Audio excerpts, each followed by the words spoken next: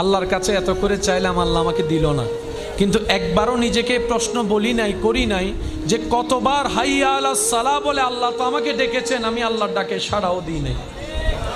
জীবনের 1000 বার চলে গিয়েছে হাইয়া আলাস সালাহ শুনেছি, কিন্তু সাড়া দিতে পারি নাই। কতবার আল্লাহ পাক বলেছে বান্দা আমাকে ডাক, আমি তো ডাকিনি। বান্দা এটা কর, আমি তো করিনি। বান্দা এইভাবে চল, আমি তো চলিনি।